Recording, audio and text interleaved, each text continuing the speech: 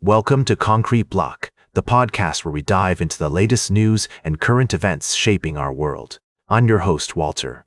Today, we're going to tackle a complex and developing story that has significant implications for global politics and economies.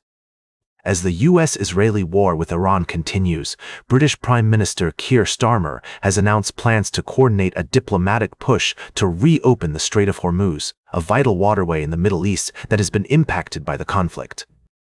This move aims to mitigate the economic fallout from the war and ensure the safe passage of ships through the region. Starmer's initiative comes amidst escalating tensions between the US and its European allies, with President Donald Trump recently criticizing NATO as a paper tiger and expressing disappointment in Britain's refusal to join the military action against Iran. In response, Starmer reaffirmed Britain's commitment to NATO and emphasized the need for closer partnerships with European nations. The British Prime Minister also outlined plans for another summit with European counterparts to address the deep damage caused by Brexit and explore opportunities for deeper cooperation on defense and trade. This development reflects a broader effort by Starmer to navigate the complex geopolitical landscape and balance Britain's relationships with both the US and Europe. As the situation in the Middle East continues to unfold, it's clear that the consequences of this conflict will be far-reaching and multifaceted. We'll be keeping a close eye on developments and providing in-depth analysis as more information becomes available. We'll be right back with more of today's top news on Concrete Block. Welcome back to Concrete Block. We're diving into the world of politics and addressing a rather unusual situation that unfolded in Australia recently. Prime Minister Anthony Albanese took to the airwaves to address the nation, sparking widespread speculation about the nature of his message. As it turned out, his address was centered around the looming economic challenges posed by rising petrol prices, urging Australians to be mindful of their fuel consumption and perhaps consider using public transport. Now, some critics have argued that the Prime Minister's decision to address the nation was unnecessary, given the relatively mild tone of his message. Others see it as a prudent move, aiming to prepare the public for potential hardships ahead. It's worth noting that the government had previously downplayed the severity of the fuel crisis, only to later encourage restraint. This shift in messaging has led to some confusion among the populace. To provide some context, the current situation in the Middle East is indeed causing global fuel prices to spike, and it's reasonable for governments to take proactive measures to mitigate the effects on their citizens. However, the manner in which this message was conveyed has raised questions about the timing and necessity of a national address. In evaluating this situation, it's essential to consider multiple perspectives. On one hand, the Prime Minister's words may have served as a timely reminder for Australians to be more mindful of their energy consumption. On the other hand, the dramatic build-up to the address might have been perceived as an overreaction, potentially causing unnecessary anxiety among the public.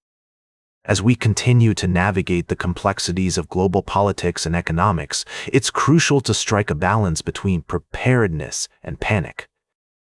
Leaders must walk a fine line when communicating with their citizens, ensuring that they provide timely and accurate information without resorting to sensationalism. Welcome back to Concrete Block. Today, we're discussing the importance of a coherent strategy to build American industry and compete with China in the innovation chain.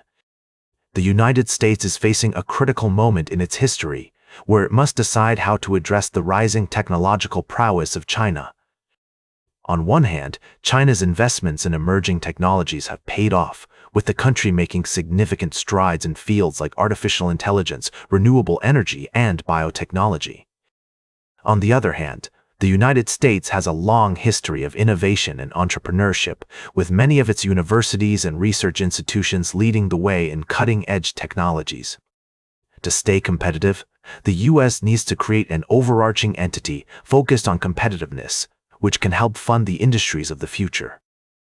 This entity could take the form of a government corporation, similar to the Export-Import Bank, which offers financing to U.S. exporters when private sector lenders are unwilling or unable to support them.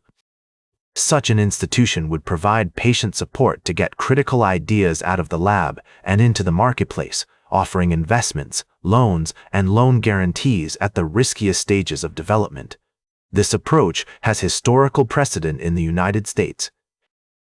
During World War II, the Reconstruction Finance Corporation helped create a synthetic rubber industry by getting companies to share patents and research. More recently, the government-funded Operation Warp Speed led to rapid vaccine discovery, development, and distribution during the COVID-19 pandemic. By learning from its history and mobilizing both public and private resources, the U.S. can once again launch, manufacture, and scale frontier technologies. However, it's also important to acknowledge the potential risks and challenges associated with government intervention in the economy. Direct state ownership can distort markets, making the success of companies a function of political connections rather than quality or potential. Moreover, conflicts of interest can arise when the government is both regulator and owner. Ultimately, the key to success lies in striking a balance between public support and private initiative. By creating an institution that provides targeted funding and resources to emerging technologies, the U.S. can help level the playing field with China and ensure that American innovations benefit the American public. That's all for today's Concrete Block. Remember to like, share, and subscribe. And until next time, stay informed.